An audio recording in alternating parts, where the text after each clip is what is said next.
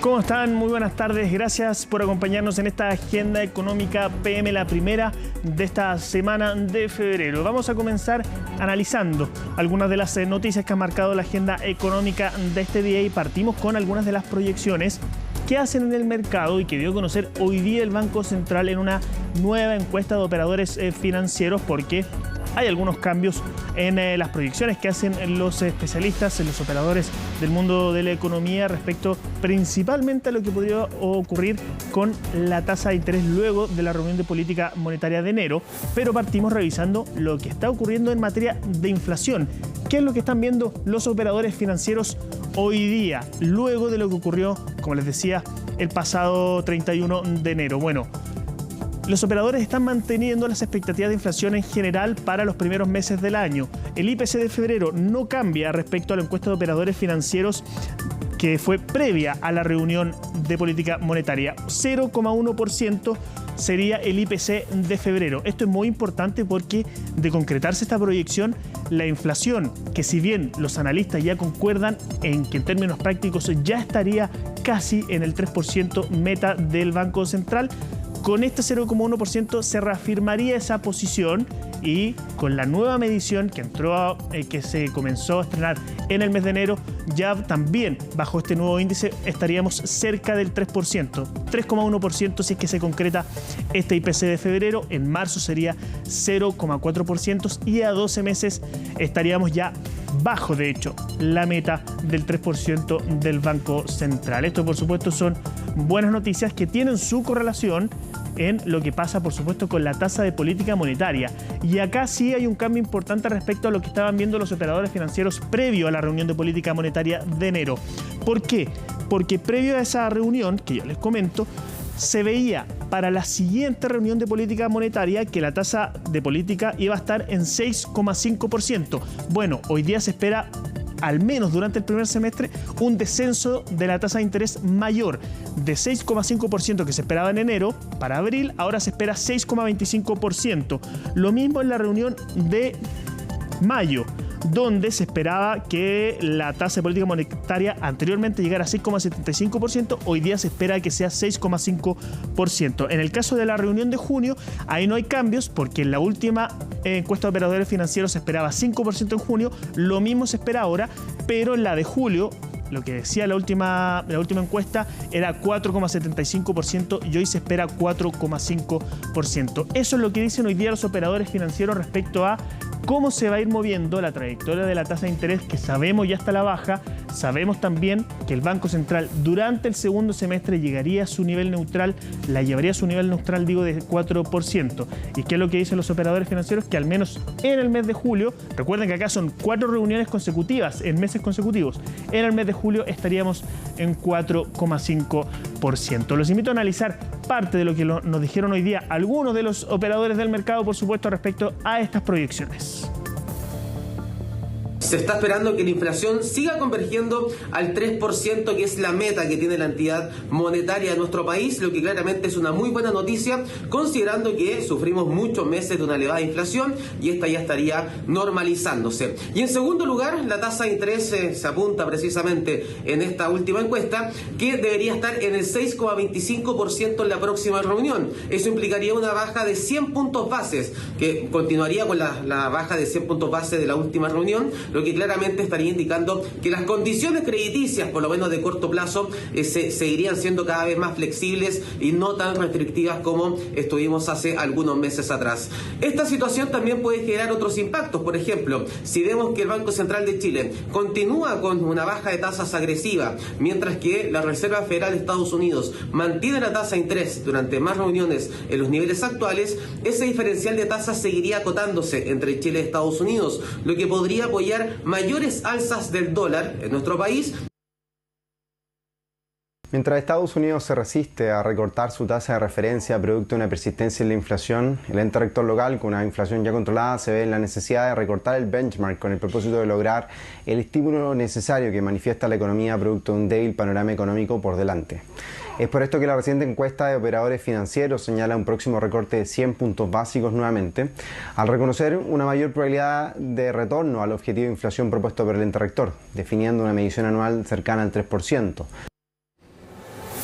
Sigamos viendo parte de las proyecciones que hacen los operadores financieros, esta vez respecto al dólar, algo de lo que hemos estado muy pendientes en el último tiempo acá en Agenda Económica. ¿Qué es lo que esperaban? Por ejemplo, en la última encuesta de operadores financieros previo a la reunión de enero, acá hay un cambio importante. Se esperaban 910 y 915 para 28 días. Y acá se ha subido bastante la expectativa. Ya se dice que los próximos 7 días el dólar se va a mantener en los niveles de 970 pesos que hemos visto durante las últimas semanas y que esto se mantendría incluso durante 28 días hacia adelante. Es decir, no se ve un mayor cambio ni acercándose a los 1.000 pesos, que es algo de lo que hemos conversado acá con algunos analistas, pero tampoco se ve el dólar bajando y eso es algo bien relevante. Se mantendría, eso es lo que esperan los operadores financieros, el nivel del tipo de cambio en los niveles actuales que rondan los 970 pesos. Este es parte del análisis que hicieron desde Admirals Markets hoy día en Agenda Económica, pero en su versión AM. Lo que podemos esperar ahora mismo respecto al dólar, pues inicialmente es que siga levemente con esa fortaleza. Lo cierto es que el peso chileno ha sufrido mucho. La semana pasada conocimos el informe, las minutas de la última reunión del Banco Central de Chile.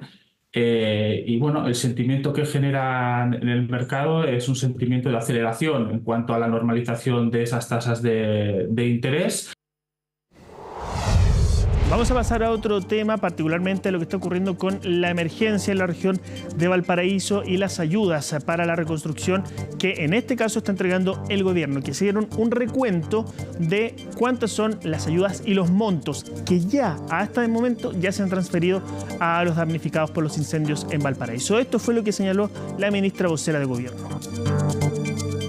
Ya al viernes pasado alcanzamos el 95% de las transferencias de bonos de recuperación a las familias damnificadas que fueron catastradas con la ficha FIDE. Estamos hablando de 7.223 bonos entregados al día viernes y esto corresponde a más de 10.477 millones de pesos transferidos a las familias afectadas. Mañana deberíamos alcanzar el 100% y tenerle la cuenta de las cantidades de hogares que recibieron el bono, como también el monto de recursos del Estado transferido a las familias damnificadas. Hay gente que se le ha dicho que por recibir un bono de recuperación, sea de 750.000 pesos, 1,5 millones, aunque la mayoría son de 1,5 millones por el nivel de afectación que han tenido, no se les va a entregar, por ejemplo, el bono del bolsillo familiar electrónico. Eso no es cierto. Si usted recibió un bono de recuperación, puede recibir perfectamente o la vivienda de emergencia o el bono de acogida. Tampoco es cierto que por haber recibido el bono de recuperación o haber tenido una vivienda de emergencia no se le va a entregar una casa o no va a ser parte del plan de reconstrucción definitiva. Vamos a una breve pausa, pero ya volvemos con más informaciones acá en Agenda Económica.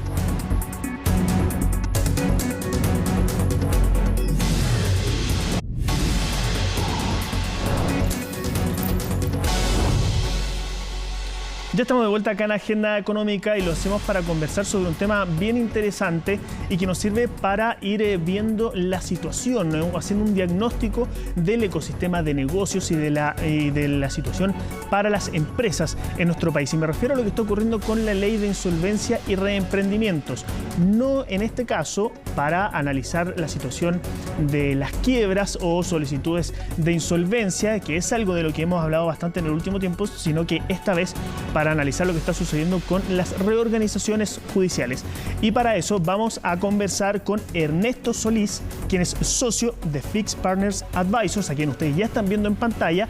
¿Por qué vamos a conversar con Ernesto? Porque ellos elaboraron un informe respecto a estas solicitudes que ocurrieron en 2023 y también que nos sirven para hacer un panorama de lo que viene en 2024. ¿Cómo estás, Ernesto? Buenas tardes, gracias por acompañarnos.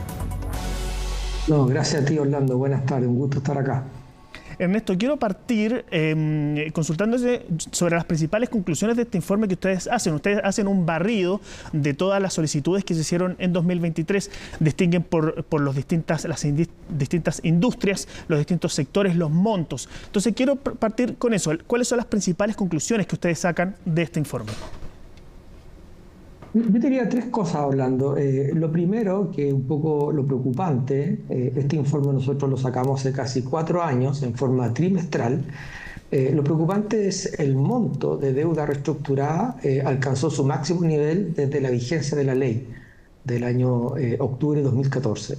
Estamos hablando aproximadamente de un monto cercano a los 2.200 millones de dólares de deuda reestructurada, incluye todo tipo de deuda, hay también deuda con empresas relacionadas. Entonces yo diría que el primer mensaje es que el 2023 tuvimos el mayor monto de deuda reestructurada desde que está vigente esta ley. El segundo mensaje, que creo que es súper importante, es que el número de casos de reorganización no sube mucho. En Chile, los casos de reorganización son aproximadamente unos 45-50 casos por año. Si lo sacáramos semanal, eso sería casi un caso por semana. Lo preocupante es que el diseño de la ley, como fue constituido, era que los casos de reorganización de alguna forma fueran mayores que los casos de liquidación. Entonces vemos que estos casos se han ido manteniendo constantes en el tiempo y de alguna forma no se está cumpliendo uno de los objetivos de la ley. Y el tercer elemento que yo creo que era importante, en que hemos tenido por primera vez un caso que ha sido bastante emblemático, el caso de Enjoy, en que una empresa vuelve a entrar en un proceso de reorganización judicial después de haber salido 2 años. O sea, se está empezando a repetir un concepto que en Estados Unidos es bastante frecuente, que son empresas que vuelven a entrar en casos de reorganización concursal. Sí, respecto de eso, yo te quería consultar. Ustedes, ¿qué tan común ven que sea esto? Que una empresa que se somete a un proceso de reorganización concursal termine efectivamente consiguiendo el objetivo de ponerse en pie nuevamente y rearmar su negocio versus aquellas que terminan cayendo, como el caso de Enjoy que conocimos hace muy poco, cayendo nuevamente en esta situación. No.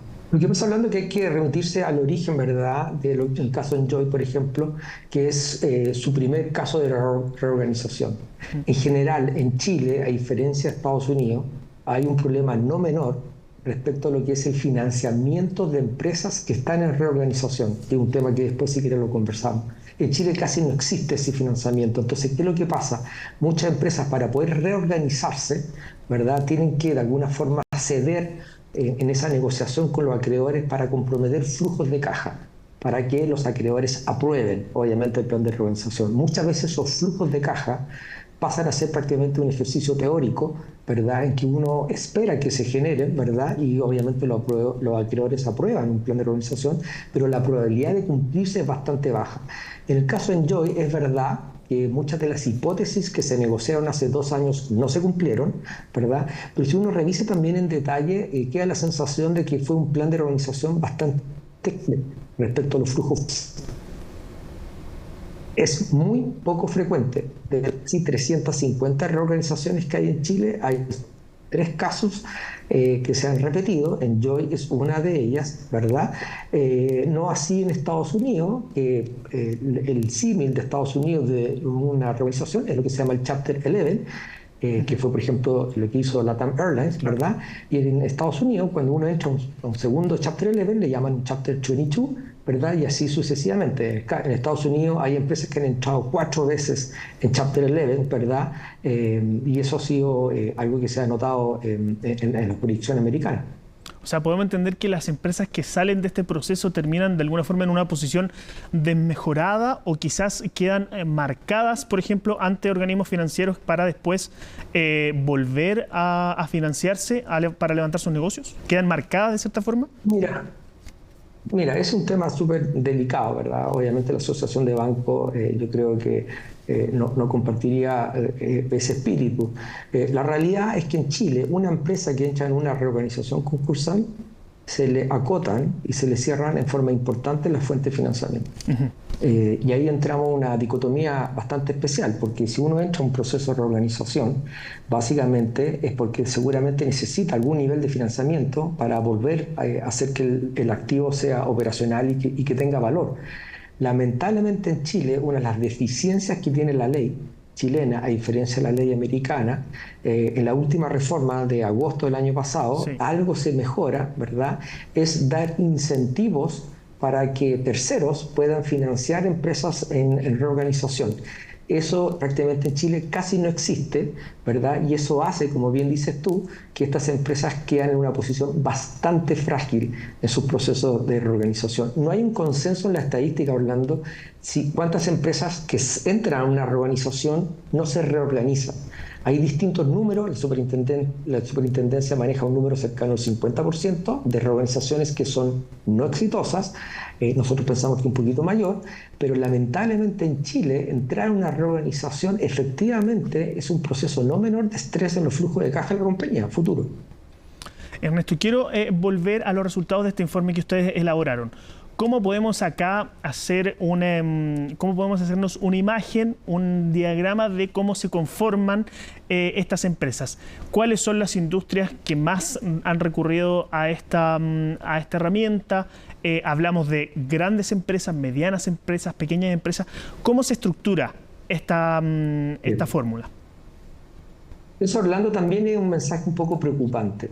En Chile, la deuda promedio que se reestructura son cerca de 30.000 millones de pesos. Tomado al dólar de hoy, más o menos son unos 30 millones de dólares. Eso, bajo cualquier parámetro, en Chile es una empresa grande, ¿verdad? Y eso genera una distorsión importante. En Chile solo se están reorganizando las empresas medianas grandes. Por lo tanto, se rompe un poco el origen o el espíritu de la ley, que era para empresas más pequeñas, ¿verdad?, que tuvieran esta oportunidad de reorganizarse. Efectivamente, la superintendencia, a través del superintendente de insolvencia, modificó la ley que salió promulgada en agosto del año pasado, y se generan incentivos para empresas más pequeñas que se reorganicen. La realidad es que la foto que tenemos no es muy buena, porque quiere decir que solamente las empresas grandes se reestructuran. Por lo tanto, hay un gran desafío para Chile, para sus instituciones, para la ley, los asesores, etcétera, la propia banca, los propios acreedores, de que podamos realmente darle una solución a estas empresas pequeñas. Y lamentablemente, como tú decías al comienzo de la entrevista, que lo que hacen esas empresas se liquidan directamente. Como no tienen acceso a una reorganización, ¿verdad?, esas empresas se liquidan directamente. Yo diría que eso tal vez es uno de los más preocupantes. Respecto a la industria, algo que también ha salido harto en la prensa, obviamente una industria que ha sido muy golpeada, que fue la industria de la construcción y la industria inmobiliaria, por razones bastante, yo diría, evidentes, ¿verdad? Es una industria que gira en función del costo del crédito, un costo de crédito que obviamente subió mucho, que ahora va en una proyección hacia la baja, con costos que están indexados a la UEF, remuneraciones, costos de materia prima, por lo tanto subió bastante ese costo, y con una demanda final por el producto muy resentida por el mismo hecho de los costos financieros, que era para financiar obviamente compras de crédito hipotecario. Esa industria fue muy golpeada entre mediados del 2022 y también el 2023. También otra industria que ha sido muy golpeada fue la industria del retail y consumo, ¿verdad?, por también razones muy indexadas al contexto económico, sobre todo de expectativa, una demanda interna muy alicaída, y eso afectó mucho a esta empresa. Y tuvimos un par de casos emblemáticos como Mainstream, que era una empresa de energía, ¿verdad?, con un monto no menor de reestructuración, y también lamentablemente empresas del sector agrícola, ¿verdad?, que han sido afectadas por fenómenos meteorológicos, que también impactó fuertemente en su demanda y en sus ingresos. Ernesto, tú señalabas esta modificación que entró en vigor a partir de agosto del año pasado. Nosotros en ese momento tuvimos justamente al superintendente de Insolvencia y Reprendimiento acá explicando cuáles eran los objetivos de esta modificación, y él señalaba algo que tú también mencionaste. Esa modificación, uno de los grandes objetivos que tenía era lograr rebajar los costos de estos procedimientos para que empresas más pequeñas lograran acceder a ese procedimiento judicial, cosa que no estaba ocurriendo. O sea, de lo que entiendo, ese objetivo en particular y los objetivos que se tenían en general con esa modificación no se están logrando hoy día. ¿Qué pasa, Orlando? Yo creo que hay que darle un poco de tiempo, ¿verdad? Hay que pensar que esto fue promulgado en agosto, o sea, han pasado aproximadamente unos 6 meses. Estos procesos de insolvencia son procesos en general largos. Saquemos el efecto de lo que pasó el 2020 con el COVID, ¿verdad? Casos como Enjoy, el propio LATAM, que de un día para otro prácticamente dejar de orar y dejar de medir. Estamos en el mundo de las reestructuraciones, tenemos expectativas de que empresas más pequeñas se van a empezar a reestructurar. Como bien decías tú, el superintendente en la nueva ley pone incentivos que son básicamente el costo económico del acceso a la reestructuración, de manera que permita que empresas más pequeñas puedan reestructurarse. No hay que olvidar que en una reestructuración hay varios costos. Seguramente están los costos de los asesores financieros, el equipo legal, ¿verdad? Hay un costo del veedor, que es la persona que interviene en la compañía durante el proceso, y eso a veces hace que sea bastante oneroso.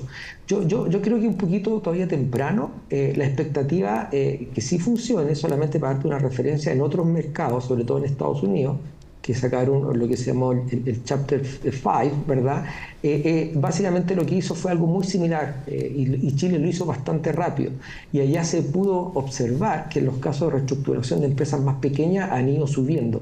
Así que uno esperaría que en una situación del 2024, que nuestra perspectiva es que va a ser un año relativamente débil desde el punto de vista económico, por lo tanto va a haber bastante demanda por temas de reestructuración. Ojalá que estas empresas más pequeñas, Orlando, que sean viables, que eso es algo importante. La ley lo dice bastante claro, se reestructuran las empresas viables, que después podemos conversar qué significa, pero que esas empresas viables, más que liquidarse, que lamentablemente lo que está pasando hoy en Chile con la implicancia de una liquidación, pérdida de empleo y otras cosas más, ojalá esas empresas puedan tener una segunda oportunidad y se puedan reestructurar. Sí, un tema muy interesante que da mucho para hablar en esto seguramente y del que vamos seguramente a conversar en algún momento más adelante durante este año. Ernesto Solís, socio de Fix Partners Advisors, muchas gracias por explicarnos las principales conclusiones que ustedes sacaron de este informe y un poquito conocer la perspectiva en lo que da cuenta esta ley de insolvencia y reemprendimiento, particularmente en el tema de las reorganizaciones, que es muy importante para que tantas empresas y pymes de nuestro país puedan levantarse nuevamente. Bueno, un gusto conversar contigo, Orlando. Muchas gracias. Buenas tardes. Nos vemos. Buenas tardes. Bueno, hasta acá llegamos con la agenda económica de este lunes. Yo los dejo invitados a seguir en compañía de CNN porque ya viene CNN Prime.